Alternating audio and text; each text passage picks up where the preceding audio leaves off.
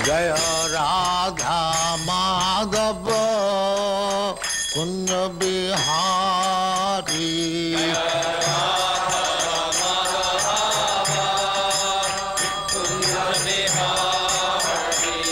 जय राधा माधव कुंज बिहारी।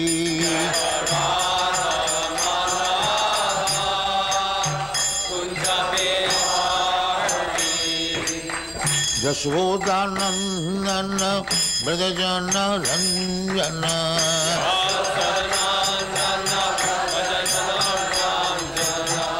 यशोदानंदन ब्रजजन रंजन।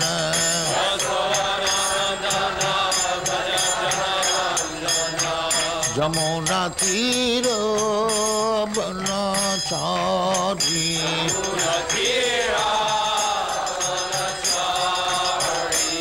यमुना तीर बनचारी।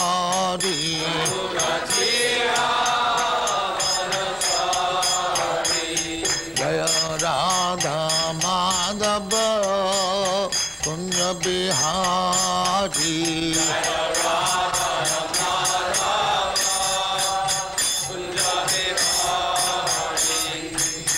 गोपी जन वल्लभ गिरिवरधारी।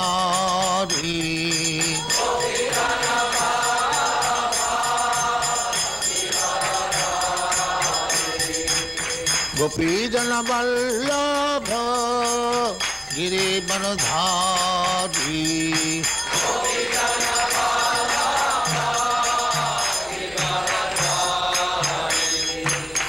यशोदानंदन ब्रजजन रंजन।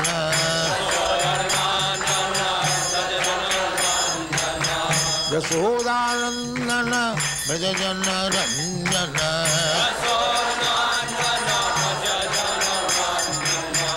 यमुना तीर बनचारी।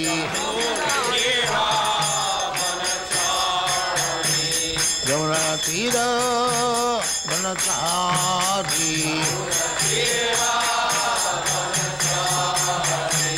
जय राधा माधव कुंज बिहारी।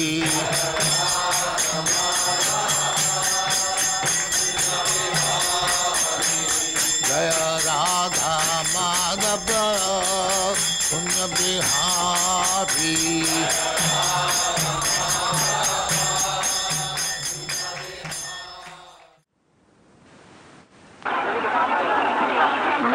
देह देह भाजान निलोके कष्टान कामान अर्हते विरुजांगे।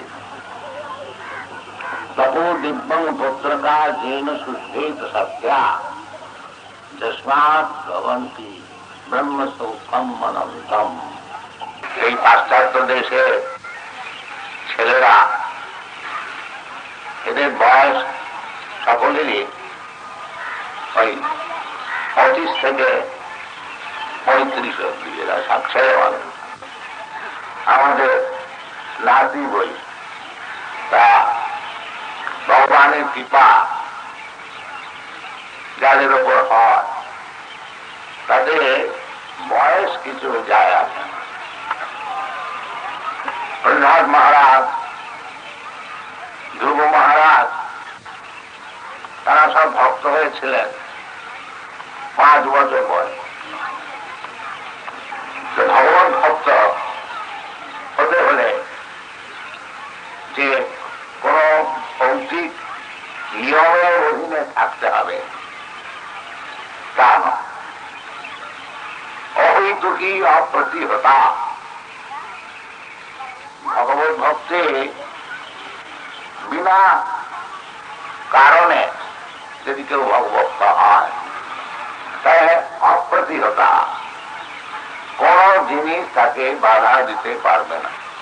সবই পুংসাং পরো ধর্ম যত ভক্তি রোখজি।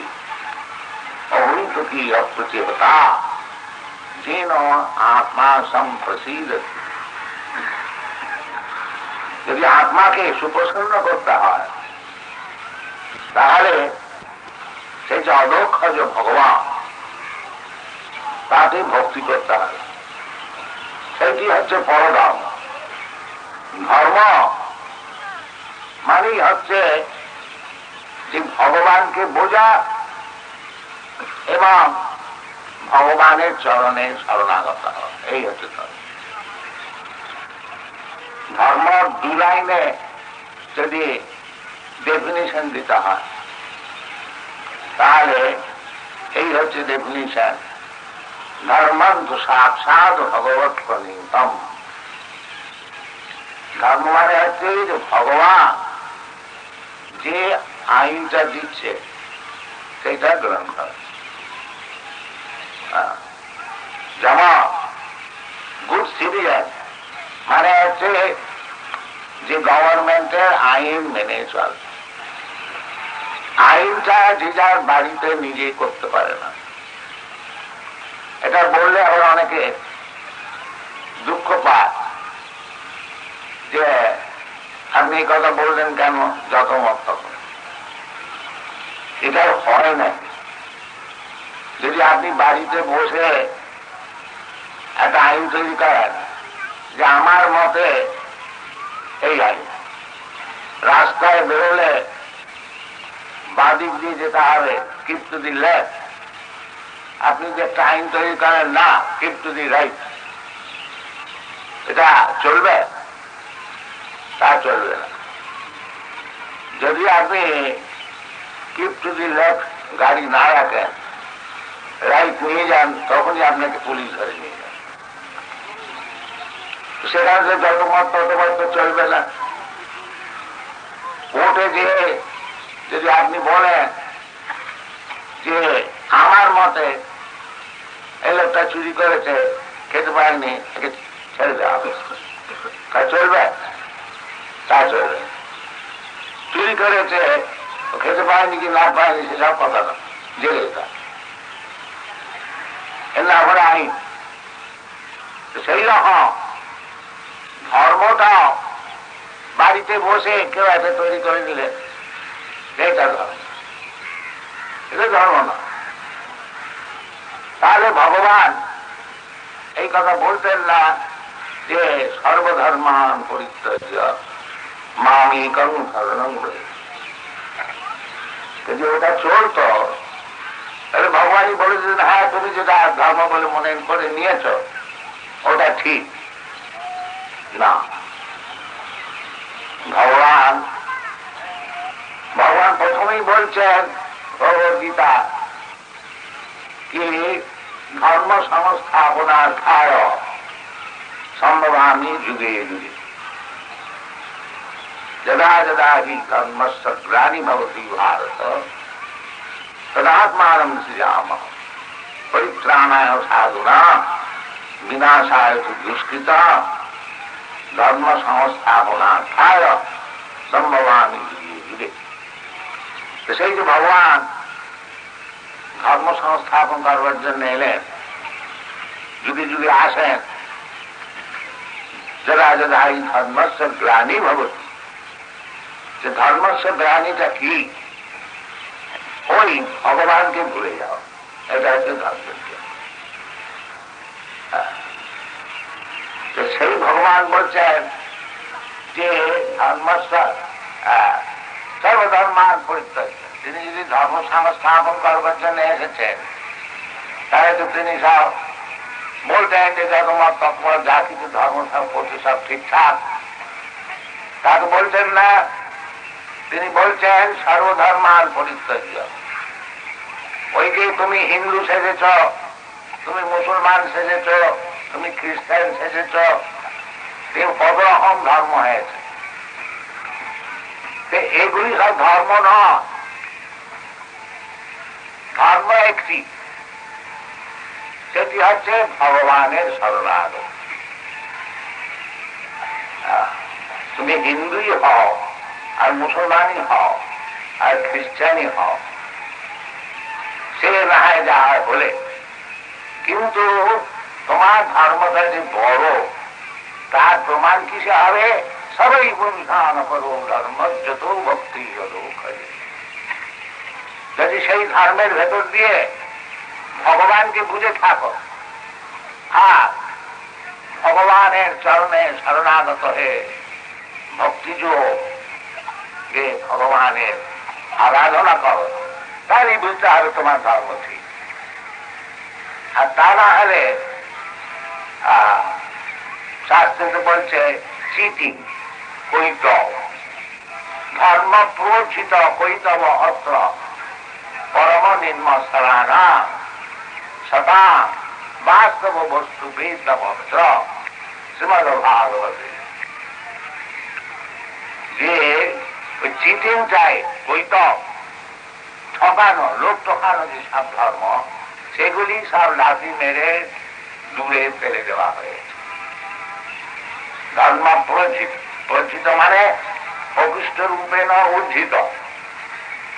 যেমন সকালবেলা আপনার ভদ্র সব ভালো করে ঝাড়ু দেয়, ধুলো কাদা সব দূরে ফেলে দেয়, সেই রকম শ্রীমদ ভাগবতে ওই যে সব মন গড়া ধর্ম, সেগুলি সব ঝেঁটিয়ে ফেলে দেওয়া।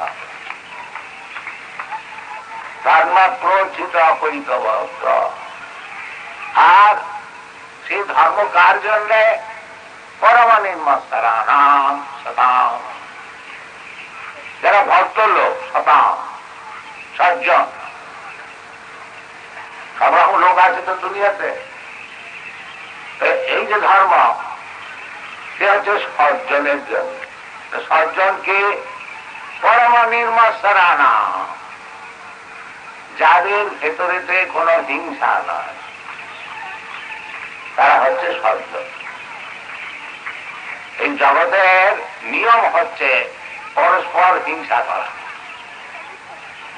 ভৌতিক জগৎ মানেই হচ্ছে আমি আপনাকে হিংসা করব, আপনি আমাকে হিংসা করবেন, যেমন জানোয়াররা করে। সব জায়গা হচ্ছে ভগবানের। ভগবান নিজে বলছেন ভোক্তারম যজ্ঞতপসাম সর্বলোক মহেশ, আমি হচ্ছি সমস্ত লোকের মালিক। কথাটাও ঠিক তাই। ভোক্তা, তিনি হচ্ছেন ভোক্তা। ভোক্তারম যজ্ঞতপসাম সর্বলোক মহেশ্বরম সুহৃদং সর্বভূতানাম, আর সকলের বন্ধু।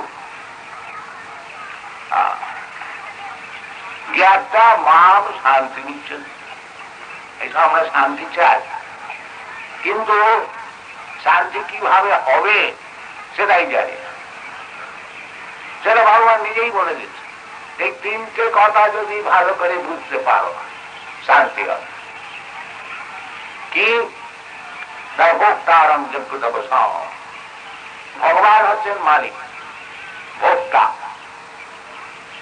আর সর্বলোক মহেশ্বরম, আর সমস্ত দুনিয়ার লোক মানে এইসব এত বড় বড় সব যে ব্রহ্মাণ্ড আর বিভূতি সব আমরা দেখছি, প্রভাব জগদন্ড কোটি, একটি ব্রহ্মাণ্ড আমরা দেখছি তো, এরকম কোটি ব্রহ্মাণ্ড, কোটি সুশেষ বসুধাদি বিভূতি ভিন্নম, আর প্রত্যেক ব্রহ্মাণ্ডে অনেক রকম সব প্ল্যানেট আছে, ভূগোল আছে। এই সমস্ত জিনিসের মালিক হচ্ছেন ভগবান। তা আমরা মালিক নয়, মালিক হচ্ছেন ভগবান, আর তিনি হচ্ছেন সকলের বন্ধু। তিনি যদি বন্ধু না হতেন, তিনি কষ্ট করে বৈকুণ্ঠ ছেড়ে কেন পৃথিবীতে আসছেন? যদা যদা হি ধর্মস্য গ্লানি ভবতি ভারত। ভগবানের পুত্র হচ্ছে আমরা সব, মানুষ নয়, সব জীব। সর্বজনী সুখন্তেয় সম্ভবন্তি মুহূর্তে, যত রকম জীব আছে, যত রকম ফর্ম আছে, আকার আছে, আকারটা তো বাহ্যিক। সেই যে জীবাত্মা, তারা সকলেই হচ্ছেন ভগবানের সন্তান। অহম বীজ প্রসব পিতা, আমি সকলের পিতা। তারা যে এখানে কষ্ট পাচ্ছে, নানা জনি ভ্রমণ করে, কদর্য ভক্ষণ করে, তার জন্ম অধঃপাতে যায়। নরোত্তম দাস ঠাকুর গান গেয়েছেন, কর্মকাণ্ড জ্ঞানকাণ্ড সকলই বিষের ভাণ্ড, অমৃত বলিয়া যেবা খায়। নানা জনি ভ্রমণ করে, কদর্য ভক্ষণ করে, তার জন্ম অধঃপাতে যায়। এই সরল বাংলায় নরোত্তম দাস ঠাকুর আমাদের আছে যে এই কর্মকাণ্ড জ্ঞানকাণ্ডের মধ্যে যদি ফেসে যায় তাহলে এই জন্ম জন্মান্তর হবে। আর ভগবান যেটা বলছে সেই কাণ্ডতে যদি তার মন লাগে তাহলে বেঁচে যাবে। ওই নানা জনই ভ্রমণ করতে হবে। এই জন্য ভগবান ভগবদ্গীতাতে বলছে অশ্রদ্ধ ধানা পুরুষা ধর্মশাস্ত্র পরন্তপ মাম অপ্রাপ্য নিবর্তন্তে সংসার বর্তমানে। এই যে ভগবদ্গীতা আমি যে ধর্মের কথা বলছি, অর্থাৎ সর্বধর্মান পরিত্যাজ্য মামেকং শরণম, এই বিষয়ে যার শ্রদ্ধা নাই, অশ্রদ্ধ ধানা পুরুষা, তার লাভ কি হয়? মাম অপ্রাপ্য, আমাকে তো পেলে না। মনুষ্য জন্মেতে এটা একটা চান্স ছিল ভগবানকে পাওয়ার, সেটা হলো না। কেন শুনলে না ভগবদ্গীতাতে যা বলা হলো? তাহলে কি হবে? নিবর্তন্তে, আবার ফিরে যাবে। কোথায়? মৃত্যু সময় তার অবস্থানে আবার ওই জন্ম মরণের মধ্যে যেতে হবে। আর যদি ভগবানের কথা আমরা শুনি, ভগবদ্গীতাতে যা বলছে সেই রাম যদি আমরা কাজ করি, কোন শক্ত কথা নেই, তাহলে আমাদের জীবনটা সফল। তা না হলে ওই 84 লাখ জনই কবু সাধ্যে কবু মাত্রে এই ভ্রমণ করতে হয়। কিন্তু আমরা এমনি মায়ার দ্বারা অভিভূত, এত কষ্ট পেয়েও আমরা মনে করছি এইখানে একটা ব্যবস্থা করে নিয়ে সুখী হবে। এটা হবে। ভগবান এই জায়গাটার নাম দিয়েছেন দুঃখালয়ম সাহায্যতম। এটা হচ্ছে দুঃখের আওয়াজ। পায়খানা যদি কেউ সুগন্ধ করতে চায়, এটা হয় না। যতই ফিনাইল দাও তো তারপরেই হবে দুঃখ। সেই রকম এই জায়গাটা হচ্ছে দুঃখালয়ম। যাই হোক, আমি এই দেশেতে থাকব। যেমন কবিরা গান লেখে, এই দেশেতেই জন্ম আমার, এই দেশেতেই মরি। এই কম্প্রোমাইজ করে দিতে পারো, কিন্তু মরবার পর তোমার যে এই দেশে আবার জন্ম হবে তার কোনো গ্যারান্টি আছে? এটা গ্যারান্টি নাই। দেহান্তর হবে এটা ঠিক, কিন্তু কি দেহান্তর হবে সেটা তো তোমার হাতে নয়। প্রকৃতির ক্রিয়মান আনি ভূমিন্দর মানি সেটা প্রকৃতির হাতে, অটোমেটিক্যালি হবে। যেমন কেউ যদি ইনফেকশন করে কোন রোগে, কলেরা, তার কলেরা হবে।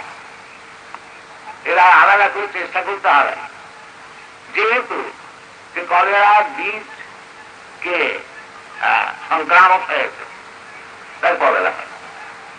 সেই রকম আমরা যেরকম যেমন গুণের সঙ্গ করছি এই ভৌতিক জগতে, 3টে গুণ আছে, শতগুণ, রজগুণ, তমগুণ আর মিশ্রিত। ব্রাহ্মণ, ক্ষত্রিয়, বৈশ্য, শূদ্র, যেরকম আমরা সঙ্গ করব। কারণ গুণসঙ্গ অশ্ব সদসৎ জন্ম জীবনী। যদি সদ্গুণ, শতগুণের সঙ্গ আমরা করি, যে সমদমত দীক্ষা আর্জব জ্ঞানম বিজ্ঞানম আস্তিকম ব্রহ্মকর্ম স্বভাব, যদি শতগুণের সঙ্গ করি তাহলে আমাকে যোগ্য ব্রাহ্মণ হবার সুবিধা পাওয়া যাবে। আর যদি রজগুণের সঙ্গ করি তাহলে ক্ষত্রিয় হবার সুবিধা হবে। আর যে রজস্তম গুণের সঙ্গ করি তো বৈশ্য হবে, আর যদি কেবল তমগুণের সঙ্গ করি তাহলে শূদ্র হবে। আর শূদ্রাধম আরো বিভিন্ন নিচ আছে প্রকৃতির দ্বারা হচ্ছে এইসব বর্ণিত আলোচনা। পুরুষ প্রকৃতির কোপি ভূতে সদ্গুণন কারণ গুণসঙ্গ সদসজ্জন্ম গুণ। এইসব এই ছেলেরা আপনাদের কাছে শোনাবে যে এইসব জ্ঞান আমাদেরই তো ভারতবর্ষের জ্ঞান,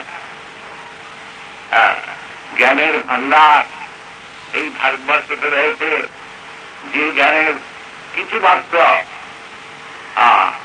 আভা মাত্র পেয়ে এরা সব ছুটে আসছে। আপনারা একটা ভুল ধারণা করবেন না যে এরা সব সিআইএ লোক, এটা চলছে। আর আমার সঙ্গে বৈষ্ণব হয়ে হরিনাম কেন সিআইএ হরিনাম করে কি দেখছে? তারা বড় বড় হোটেলে থাকবে, মনে করবে গভর্নমেন্টের পয়সা। তারা আমার সঙ্গে এই এত কষ্ট করবে কেন? রূপের অভাব আছে, এটা ভুল ধারণা। এরা বৈষ্ণব হয়েছে বলে এখন আমেরিকাতে একটা বিধান বাধা, সেটা হয়তো আপনারা পড়েছেন। তারা দেখতে পাচ্ছে বেকার ছেলেরা ইয়ং বয়স 20 থেকে 30-35 বয়স, এরা সব বৈষ্ণব হয়ে যাচ্ছে। মাছ মাংস মদ খাওয়া, অবৈধ কুসঙ্গ করা আমাদের কালচারটাই তো নষ্ট হবে। তারা বলছে যে জিনিসটা আছে জোরে বার করবে, কেন তোমার সংক্রামক রোগ আমরা যদি বাধা না দিই 10 বছরের মধ্যে আমাদের গভর্নমেন্ট এটা বলছে। তা হতে পারে যে ডেমোক্রেসি আর ছেলেরা এরা তো যেটা মেরে ঠিক করে বাড়বি পুরো বাড়ি তাদের আমার মতো মরে যায়, সেটা তারা ভয় করে। এটা আমাদের মুভমেন্টের জয় বলতে হয়, কারণ তারা এখন মানে উত্তেজিত হয়েছে। এই জিনিসটা আমরা ভুলে যাব না। আমাদের ভগবান রামচন্দ্র, ভগবান কৃষ্ণ, ভগবান বুদ্ধদেব, ভগবান চৈতন্য, এরা তো ভারতবর্ষীয় হচ্ছে। আর ভূমি দেবতারা প্রার্থনা করে যে আমাদের প্রতি কিছু পূর্ণ বাকি থাকে, কেন পূর্ণ ছয় হলেই সর্বদা তার পূর্বে কোন পূর্ণের কারণে আমাদের ভারতবর্ষতেও জন্ম হয়। পূজান সত্যে আসে নদক ভক্তি সুচারণী স্বভক্ত প্রাকৃত। যারা আচ্ছা মূর্তি পূজা করছেন ভালো করে সেটা, কিন্তু যে ভক্তকে চেনে না আর পরের কি করে উপকার হবে সেও জানে না, এই হল প্রাকৃত ভক্ত। প্রাকৃত ভক্ত মানে সে চেষ্টা করছে প্রাকৃত ভূমি থেকে অপ্রাকৃত যাবে, তার এখন পূর্ণ হয়। আর তার চেয়ে একটু উঁচুতে যে যাবে মধ্যম অধিকারী, সে বড় উপকার, তার অধিকার। মহাপ্রভু বলেছেন করো বড় উপকার, সেটা কনিষ্ঠ অধিকারী পারবে, সেটা মধ্যম অধিকারী। এই সমস্ত শাস্ত্রের বিচার আছে। তা আপনাদের বলবেই তো অনেক কথা, মোটামুটি কথা হচ্ছে যে এই পবিত্র স্থান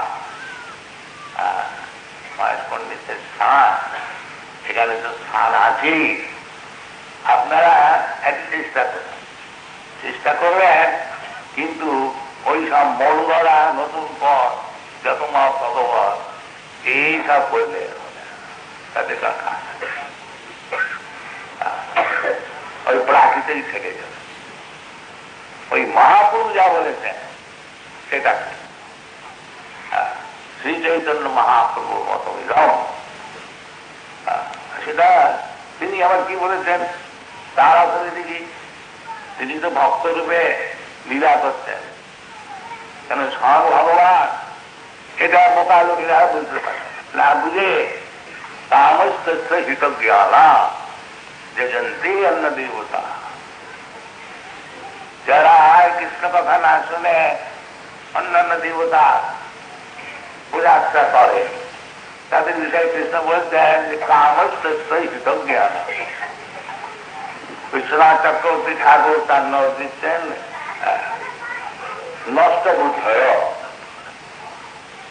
যাদের বুদ্ধি নষ্ট হয়ে গেছে, তাহলে ভগবতী আলমের এটা বোকা লোকের জন্য।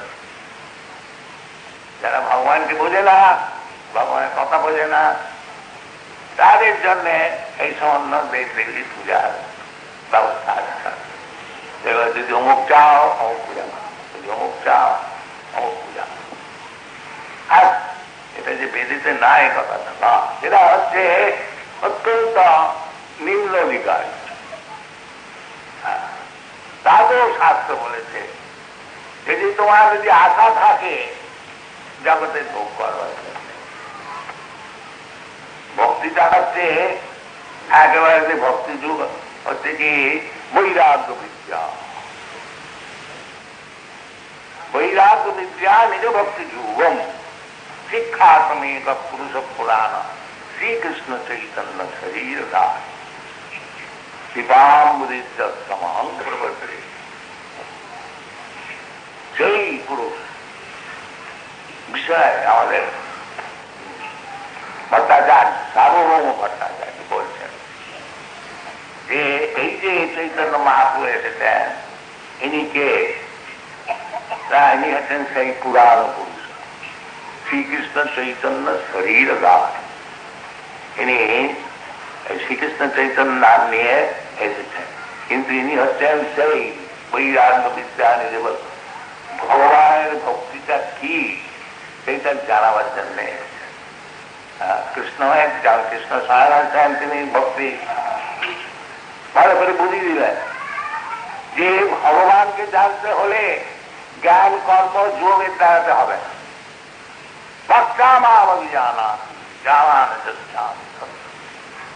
যদি ভগবানকে জানতে হয় তাহলে ওই ভক্তি যোগ।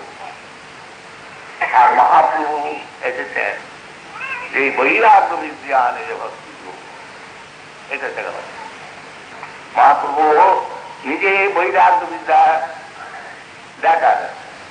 24 বছর বয়স, উত্তম ব্রাহ্মণের ঘরে জন্ম, অত্যন্ত সুন্দর রূপ, পরম বিদ্যান, হিমায় পণ্ডিত, অতি সুন্দরী যুবতী ভার্যা, বিষ্ণুপ্রিয়া, অতি স্নেহময়ী ঘরে মাতা। মহাপ্রভু অভাব, আর মহাপ্রভু এত ইনফ্লুয়েন্স যে যখন কাজী দমন করতে গেছিলেন, একদিনের অর্ডার পেয়ে লক্ষ লোক তার সঙ্গে সিভিল ডিসোবিডিয়েন্স করে। এই মহাপ্রভুর অবস্থা এই নবদ্বীপেতে এটা ছেড়ে দিলেন। তত্রা সুদুস্তর সুরে সুতরাজ লক্ষ্মী, যা দেবতারাও থাকতে পারে না, তিনি তো দেবতার দেবতা, ছেড়ে দিলেন। কি বৈরাগ্য বিদ্যা, সেটা ভালো যে যদি ভগবানকে চাও তাহলে এই বৈরাগ্য শিক্ষা। ভক্তিযোগটা মানি হচ্ছে এই বই ভক্তি পরেশান ভব বিরক্তি অন্যত্র। ভক্তি মানি হচ্ছে যে অন্য বিষয়তে বিরক্তি হয়ে যায়। অন্য বিষয় বলতে গেলে টাকার মেয়ে মানুষ, এতে যদি লক্ষ্য থাকে তাহলে বুঝতে হবে ভক্তি শক্তি কি হচ্ছে না। এই হচ্ছে মহাপ্রভু বৈরাগ্য বিদ্যা নিজে বলছে। তিনি যখন মহারাজ প্রতাপরুদ্র তাকে ডাকেননি, চৈতন্য মহাপ্রভু একবার আসেন না, তিনি সেটা স্বাভাবিক করেন। তিনি অনুজ্ঞা চেয়েছিলেন যে আমি দিয়ে যেতে একটু দর্শন করি। মহাপ্রভু বলে না না না, এই আমি রাজাকে দর্শন বৈরাগ। রামানন্দ রায় সকলে রিকোয়েস্ট করলেন, বললে তাহলে তোমরা তার এখানে থাকো, আমি চলে। তিনি বলেছিলেন নিষ্কিঞ্চলতা ভগবান ভজন মুখস্থ পারণ পরণ জীবিত ভূতা বিষয়ী নাম সন্দর্শনম অতজুস্থান आहंत आहंत विषभक्षणाता। এই হচ্ছে মহাপুরু কথা, বৈরাগ্য বিদ্যা, ভক্তি যোগ। আর সেটা শক্ত নয়, খুবই সহজ। এইখানে বসে আপনার একটা হরিনাম করুন আর মহাপুরুর কথা আলোচনা করুন। আর একটা রিকোয়েস্ট আপনাদের করছি আমি, যে যেমন এই রবিবার আপনার বাড়িতেও খান, আজকাল রেশন টেশন আছে, এই রেশনটা এইখানে এনে মহাপুরু ভোগ দিয়ে যদি প্রসাদ পান, এটা খুব ভালো। আজকাল ভিক্ষা টিক্ষা তো মেলা মুশকিল, তা আপনাদের যে প্রসাদটা দেওয়া হবে ওই বাড়ি থেকে এনে এক প্রচার কি 1000 গ্রাম এইখানে মহাপ্রভুকে দিয়ে প্রসাদ, এটা মহাপ্রভুর পথ তিনি নিজে দেখিয়েছেন। তিনি যখন জগন্নাথ পুরীতে ছিলেন খুব কীর্তন করতেন আর প্রসাদ এইটা আপনারা করুন, এইখানেতে আপনারা থাকুন। তারও এই দেশ আপনাদের বিলেতে যেতে হবে, এটা অনেক কাজ থাকবে। এই দেশ, এই গ্রাম, এই সমাজ সকলে ঠিক গুরু হয়ে যাবে। গুরু হওয়ার যে আমার তো ছিলাম বিদ্যে বিদ্যে কিছু দরকার হচ্ছে না, বিদ্যে তো সব রয়েছে, সেটা খালি রিপিট করুন। বিদ্যা আপনি কি যে বিদ্যা হবেন আপনি কি জানেন? কেই বাকি জানতে পারে অসীম, আমার তো সীমাবদ্ধ নয়, আমার তো সেটা সম্পর্ক নয়। আমার কাজ হচ্ছে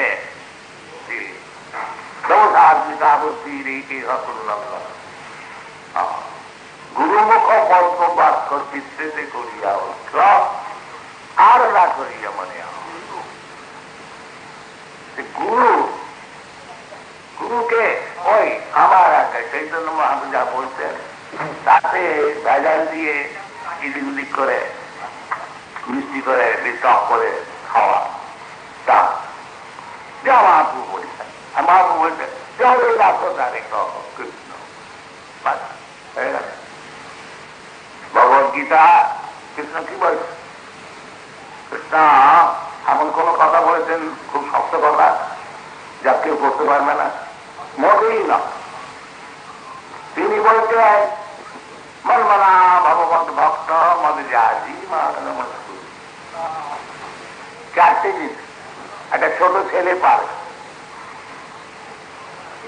এখানে তুই ভগবানের দর্শন করে ভগবানের বিষয় চিন্তার মন্দিরেতে ভগবানকে দেখে এলাম, ভারী সুন্দর সাজিয়েছে ফুল দিয়ে, এই মতন হয়।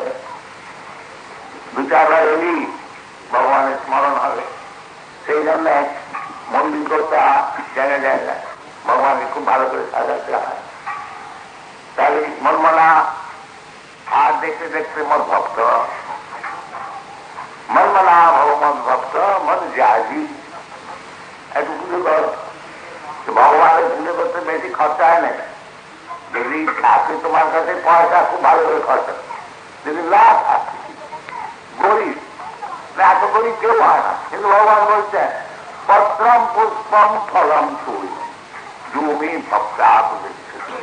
যেমন অনেক ভালো ভালো জিনিস বেশ খারাপ পূর্ণ করে খেতে দিলে কিন্তু খিদে নেয়, কি খাবে যে?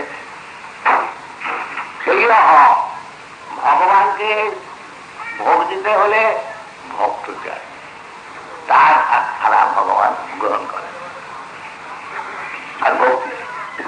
আর ভক্তির দ্বারাতে ভগবান বলছেন পত্রম পুষ্পম ফলম ফুল। কি দিতে তার একেবারে সামান্য ফল নিয়ে একটু জল নিয়ে, ও বলছে না গঙ্গা জল নিয়ে, যে কোনো জল, আর একটু পত্র তো কেনা পারে, সব দেখতে পারে, সবাই পারে। ভগবত ভজন করা, ভগবানকে পূজা করা এই কোনো একটা শক্ত ব্যাপার না। ভগবান বলছেন মর্যাদি আমার মাকে নমস্কার করু যে ভগবান আমি তো অত্যন্ত গরিব, আমার কিছুই নাই, এই বাগান থেকে অঙ্কের বাগান থেকে একটা ফুল নিয়ে এসেছি, এটা আমি এই ভগবান সন্তুষ্ট হয়ে যায়। আর তার ফলটা মায়ের বয়সী সংশয় ফল হবে যে আপনি ভগবানের কাছে চলে যান। ভগবানের কাছে চলে গেলে কি লাভ হবে? জানে না তারা ভগবান ভজন করতে পারবে না। প্রভু বলছে যে মারূপে তখন দুঃখালয় না কুবন্তি মহাত্মা সংসিদ্ধি।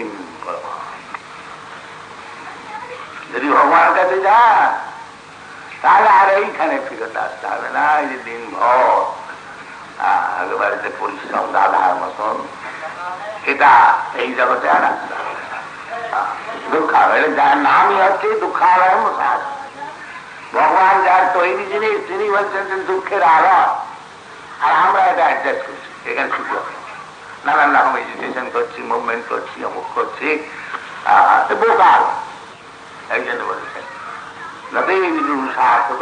বিষ্ণু দুরাশায়াদি পরিবর্তমা। যারা দুরাশায় কোনদিন সে আশা পূর্ণ হবে না, তারা মেটেরিয়াল এই অ্যাডজাস্ট করবার চেষ্টা করছে। সে জানে না যে মানে বোকা লোক, তারা অ্যাডজাস্ট করবে। এসব ছেড়ে দিয়ে মহাপুর কথা শোনো। তিনি যা বলেছেন, তিনি নতুন কথা কিছু বলেননি। যাই দেখো তারা কহ কৃষ্ণ বলে, এইসব আপনারা করুন। এটা আমাদের রিকোয়েস্ট। এখানে এই সুন্দর জায়গা, এখানে তো অন্তত রবিবারেতে আমরা সব কীর্তন করুন, হরে কৃষ্ণ কৃষ্ণ কৃষ্ণ হরে হরে। আর পারেন তো প্রসাদ দেবেন, এরকম কোনো শক্ত নয়। বাড়ি থেকে যার খাবারটা বাড়িতে না খেয়ে এখানে এসে ভগবানকে দিয়ে খান আর ভগবদ্গীতা আলোচনা করুন, দেখুন আপনাদের জীবনে কত আনন্দ পাবেন। এই মহাপ্রভু মত, এইটা আমরা প্রচার করছি, আপনারাও সহযোগ করেন। ধন্যবাদ। এই যে জীবাত্মা আর পরমাত্মা, এটি হচ্ছে দুটি বস্তু। ভালো করে বুঝুন, এই যে শরীর, এটা হচ্ছে ক্ষেত। যেমন আমরা আমার মাঠেতে চাষ করি, করে ফল উৎপাদন করি, তো যে চাষা সে হলো ক্ষেত্রের মালিক বা ক্ষেত্র নিয়ে কাজ করছে, আর ক্ষেত্রটা হচ্ছে তার প্রপার্টি। সেই রকম আমাদের যে শরীরটা, এটা হচ্ছে ক্ষেত্র। আর আমি যে শরীরটা আমি পেয়েছি, এটা নিয়ে কাজ করছি, ক্ষেত্র গম। তা আমি যেরকম ভাবে চাষ করব সেরকম ফল পাবো। সেই রকম আমরা এই শরীরটাকে পাচ্ছি।